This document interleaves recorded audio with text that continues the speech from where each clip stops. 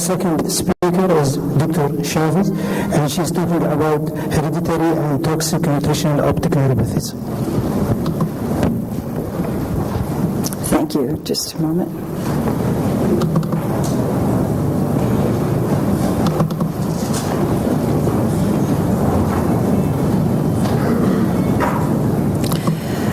So I'm calling this what's old and what's new. And the reason is that sometimes congenital problems have a new change to them, and we have to be able to recognize them. And, just before I start, though, is there a way to readjust the red a little bit? Because I will have some fundus photos. It was better at the beginning, and then it seemed to drop off a bit, but whatever. And then I'm also going to talk about some toxic problems that can affect the optic nerve. Well, the classic optic nerve abnormality that we see that's associated with pituitary abnormalities is optic nerve hyperplasia. That's the most common, and we know of its association with de Morsier syndrome. But any of the congenital optic neuropathies have that association, whether it be morning glory syndrome, optic nerve and retinochoroidal coloboma, or congenital optic pits. And this is a great slide from the Romer series, and this is a patient with a small optic nerve with a larger scleral space around it, and another small optic nerve here with almost a double ring sign with yellow choroidal pigment and a darker ring adjacent to it as part of the optic nerve hyperplasia. And here we have the small optic nerve and the greater scleral ring around and the histology of the same. So we know what optic nerve hyperplasia looks like. Well, this was a young man that I saw as a teenager, and even though he was a teenager, his family was 6 foot or thereabouts, and he was outstandingly short for them. So sometimes these children with optic nerve hyperplasia, and he had microphthalmos in his other eye, can also have hypogenelism, and they can be at risk for sudden death due to a corticotropin deficiency. And that may not become apparent until later life, when they have a sudden viral or other stress and are unable to cope with that. And so we have to certainly suspect de Morsiers in this situation. That's agenesis of corpus callosum, sometimes with malformation of the optic chiasm, and a hypothalamic hyperpituitarism and cholestasis as well. This was another gentleman who was again short for his family, and he had fusion of his lateral ventricles and absence of the corpus callosum as part of his de Morsier syndrome. So we must work these people up, even if they come to us later in life, because we want to save them from having another issue happen that could be devastating for them. The deficiencies can be growth hormone, as we've seen, ACTH, as I mentioned, TSH, or even a panhypopituitarism, and ADH deficiencies can happen, but they are usually fairly clear clinically, and diabetes insipidus can be part of that, and sudden death. So the workup for these young adults has to include a TSH, luteinizing hormone, follicle-stimulating hormone, insulin growth factor 1, ACTH, T3, T4, somatomedin. Somatomedin is like growth hormone, but growth hormone fluctuates all day long, and somatomedin is stable, so it's a great way to assay growth hormone. And then water deprivation for ADH, and we do that to save their lives from other issues. All right, well, we know that this is a morning glory syndrome, obviously. It's optic nerve dysplasia. And, we know that can happen with de Morsier syndrome. But this was an Army recruit. I'm sorry this projects such a funny color, but this was an Army recruit that I saw who was about 22 years old. And as part of his Army training, had the troops doing these rigorous calisthenics and desert running. And he had a TIA during one of them and came in for an evaluation. And this was his eye with morning glory syndrome on fluorescein, and we can see relative retinal hypoperfusion superiorly and inferior altitude and a visual field defect. And his vision was not 20/20 there, but he somehow slipped by the recruiters without a formal eye exam. And this was his other eye with a normal visual field and a much better fluorescein. and this was his CT scan with left middle cerebral artery ischemia and infarction and other focal areas of encephalomalacia that were inapparent. And on angiogram, he had a blush that appeared during the early arterial phase, consistent with Moya-Moya syndrome. So Morty-Roy syndrome can be associated with Moya-Moya. So we have to listen to the complaints our patients have with congenital optic neuropathies, because, especially Morty-Roy, because of the other vascular dysplasias that can happen with it. All right, well, what else? Well, labors. Labors is certainly the classical inherited optic neuropathy. It may not appear till later in life when patients will have an acute or somewhat subacute onset of loss of vision. It's usually bilateral, but the patients may not be seen by you, especially if they're young adults, until the second eye is involved, and then they realize that they have bilateral problems. It is certainly more common in men than it is in women, and they are generally young people, but it can happen at any age. And I'm going to talk a little bit more in a bit about why it may be happening later in life. And we know the classic labors types, and I'm not going to go through those there. But this is our labors fundus, and this is a patient with the circumpapillary telangiectatic, small blood vessels, and if we did a fluorescein on these vessels, we know that they would not leak, which is typical of labors and helps distinguish a labors telangiectatic vessel from neovascularization or another vessel. Sometimes there's retinal hemorrhage associated with them, but often not. And you can also see some swelling of the nerve fiber layer associated with the disc that also does not leak with fluorescein and is a kind of pseudoedema from the nerve fiber layer loss. That's impending. Well, what are the triggers? Why do we see labors at funny times in life? Well, one of them can be a systemic illness or fever of any kind. Nutritional deficiencies, we always postulate as part of the process. Medications, and I'll talk more about this in a bit. And then toxins. You know, you've heard doctors in ophthalmology talk all the time, well, does smoking and alcohol really have a part to play in this? And it's been debated back and forth. And Kirkman has a paper that just came out in Brain. And they did a telephone interview of 125 families with labors, and they interviewed about 500 family members. And it looks like pretty good data that smoking is associated with increased risk of visual loss, and that this risk of visual loss in smokers with labors, it may even be dose dependent on how much they smoked. Less clear was a trend toward visual loss in those patients with labors that also drank alcohol. So clearly there is a toxic effect of both smoking and alcohol in the labors patient. And I put this up just to remind us of the fact that patients with labors get other things. And so even though they have labors, there are numerous overlaps of labors with other neurological syndromes. And so we have to be aware of labors in migraine, epilepsy, patients with memory loss and dementia, polyneuropathy, tremor, Parkinsonian features, chronic tics, MS-like disorders, like as I mentioned this morning, labors with white matter lesions on MRI, brain stem involvement, and bony abnormalities. Therapy is unclear, and we tend to think about coenzyme Q10, but there's no evidence that it does anything. But sometimes as doctors we like to do something that may be helpful and that carries no risk, and coenzyme Q10 is there if the patient chooses it.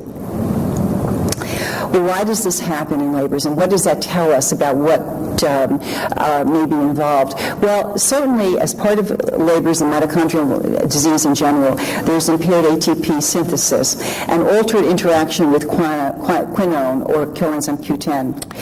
And and non-myelinated nerve fibers are higher in mitochondria, and papillomacular axons are especially at risk with impaired axonal transport as part of their high mitochondrial activity. So that helps us with understanding the visual problem in labors. But there's more that happens in patients with mitochondrial dysfunction.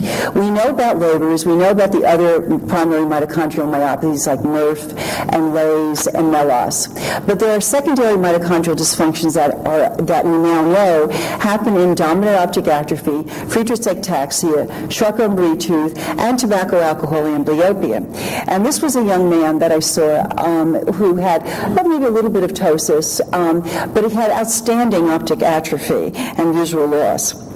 And in listening to him and looking at him neurologically, he had more. He had a gait disturbance. He had high arched feet, stroke-like deformity of his legs, and this distal perineal weakness with some distal sensory symptoms was part of Charcot-Marie-Tooth and an autosomal dominant inherited disorder, although it can be of any type in Charcot-Marie-Tooth. So we have to look beyond the eyes and look at the patients neurologically to get the whole mitochondrial picture. They have many eye signs in Charcot-Marie-Tooth, so that's another part of the presentation that can be changing. And as you follow these patients, they can show retinitis pigmentosa with time, pupillary abnormalities. Certainly external ophthalmoplegia can happen in Charcot-Marie-Tooth, and nystagmus from the visual loss with optic atrophy, a Leber's-like picture, and the ptosis and ophthalmoplegia can even look like myasthenia or PEO plus even. Well, I mentioned to you tobacco, alcohol, and amblyopia as a mitochondrial problem. So let's talk about that for a second. This is a patient with temporal pallor bilaterally, central cecal scotomas, and loss of demyelination of the papillomacular axons in the optic nerve as part of tobacco, alcohol, amblyopia. Well, we used to talk about this as occurring in men who smoked cigars or chewed tobacco and may or may not have consumed alcohol as well. It appears to be rare in both Europe and the U.S. now, but in this situation, these patients would have subacute loss of central vision and color vision and these central cecal scotomas that we saw, and they would have temporal pallor in their fundus. And so what we would always say is stop smoking. We would use hydroxycobalamin to treat the patients. And we postulated that that this loss of retinal ganglion cells near the macula was related to tobacco's effect on the cells, and and damage to the mitochondria that was associated with that toxic effect.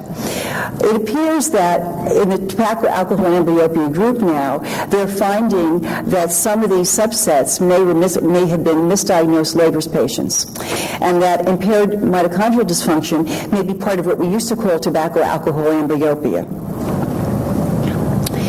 And so the question is, we've talked about smoking and alcohol, but what about other toxins and mitochondrial problems that can cause new problems?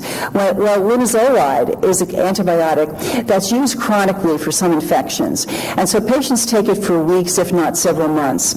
And linezolide is linked to a progressive optic neuropathy that dates to the taking linezolide for several weeks and is progressive as long as linezolide is continued and is dose dependent. Stopping linezolide induces a recovery of vision over the course of weeks to months. So there's the link to linezolide and a mitochondrial dysfunction optic neuropathy is clear. Well, there are other organic solvents that do the same thing. I'm going to just digress for a second. You know, it's always the cases that we miss that we never forget. Because of a patient that I missed when I was first out in practice who was exposed to organic solvents, I try to listen for it all the time now. And I recently had a gentleman who was a printer for an organization. And he had a small printing press, and he used to do it all for the organization on his printing press. And so he was exposed to a lot of fumes as he did this very large-scale print that he would do for the organization. And he had bilateral optic atrophy, and it was progressive over time. And so we did a bit of a search, and there's a clear link in the environmental literature to solvent fumes in the glue industry, firefighting, printing, the shoe and leather industries, and they're implicating an hexane and a toluene to an optic neuropathy. So some patients get a frank optic neuropathy, but a greater number of patients in these industries just get impaired color vision that appears to improve once they are removed from the toxin exposure. So clearly some patients get a much more full-blown problem and others much less, suggesting that there is a mitochondrial basis perhaps for this as well. Other toxic neuropathies, well, we can't leave today and not talk about amiodarone. And we have an amiodarone expert in the audience here with Dr. Savino. There are other toxic optic neuropathies that are in this list: carbon monoxide, cyanide I mentioned, hexachlorophene, ethambutol, any of the anti-TB medications. Lead is an important one, and chronic small doses of lead over time produce an optic neuropathy. Large doses of lead produce a encephalopathy, but small chronic doses of lead an optic neuropathy. So you have to always look for this exposure. Methanol, plasmicid, tin, and chloramphenicol can also be associated with toxic optic neuropathies, and it's thought that they also interfere with oxidative metabolism, and there's some other agents that may as well, and most importantly among them, thallium, cassava from breadfruit, and calcium chloride 4. All right, well, this is the patient with amiodarone. This is courtesy of Dr. Savino, with bilateral disc edema that was parallel in the patient in presentation. Amiodarone is classically there for weeks, slowly building visual symptoms over the course of weeks to months, and getting better over weeks to months. So very different clinical course to the usual ischemic optic neuropathy, taking months to resolve, even when amiodarone is resolved. But the patients can get classic ischemic visual field defects. And one of the reasons that amiodarone is so important is that this drug binds with lipids and causes lamellar inclusions within the lysozymes of the cell, and so it causes dysfunction in many cellular groups in the body, in many organ systems, whether it be the peripheral nerves, the pulmonary system, thyroid, ataxia can happen, and constipation as well, and it takes a long time to disappear. A long half-life accounts for the fact that this takes a long time to get better and probably has a long time in onset. Well, the last toxic optic neuropathy I want to talk about, perhaps toxic, is Viagra. I made the slide just for fun because we certainly worry about a drug that is used for non-medical reasons, and especially if it can have severe visual consequences. And the fundus outcome from Viagra or any of the phosphodiesterase 5 inhibitors can be ischemic optic neuropathy, whether total disc involvement or segmental disc involvement, and a typical non-arteritic ischemic optic neuropathy. And patients who use Viagra will complain of changes in color, hue, or brightness, and it's thought that this changes retinal outer segment blood flow, and some of the symptoms may be related to that. These symptoms start to occur from 30 minutes to 36 hours after the PD5 inhibitor is used. Of the patients that take it, many have other risk factors. Hypertension is large, and hyperlipidemia, diabetes, and often history of a previous AION in the other eye. But very importantly, small cup-to-disc ratios is part of what you'll see in the uninvolved eye in a patient with a Viagra exposure. And out of the patients that were reported in the Pomeranz study, half of them had multiple risk factors. And so a patient who has a small cup-to-disc ratio with other risk factors is a patient you might worry about allowing to use a PD5 inhibitor. There are other cranial nerve problems that have been reported: a third nerve palsy with Cialis, AION also with Cialis and Levitra, and an intracerebral bleed with Viagra. It may be that this is only a possible association because a large number of patients that use it, the number of actual patients reported is very few, and But there is one patient who each time that patient used one of the agents had a transient visual field defect, and the fourth time the patient used the Viagra, the visual field defect remained. I'm going to finish with ethambutol optic neuropathy, and this was a patient who presented with bilateral ethambutol optic neuropathy, 2200 vision, and this was a patient after the ethambutol was removed. The patient had on Humphrey visual field testing in the left eye a visual field defect that almost looked like a temporal central scotoma.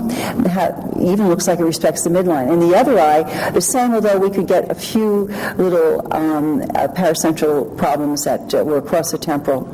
So bitemporal scotomas are well reported to occur with ethambutol, and we must remember that as one of the etiologies for this visual field defect. Ethambutol optic neuropathy tends to occur the older you get. It's uncommon in childhood, and the sooner it's caught, the better the recovery will be. Alfredo Seydoun is doing some very interesting work looking at copper and zinc metabolism and preventing ethambutol optic neuropathy, and it appears that the two of them together, if taken at the beginning of ethambutol use, may be helpful in preventing ethambutol optic neuropathy. That's only a maybe. It's interesting. We don't really know that yet. But personally, I tell patients that I see that I'm screening with ethambutol to take preserved vision. I don't think it's going to hurt them. And if there is any effect, hopefully that there is, and they can be prevented from having another problem. And I'm really going to stop. I think at this point we all know about compressive optic neuropathies and the fact that what we're looking for is visual field defects that are greater than the fundus appearance, and visual field defects that break out to the periphery for compressive optic neuropathies. Thank you.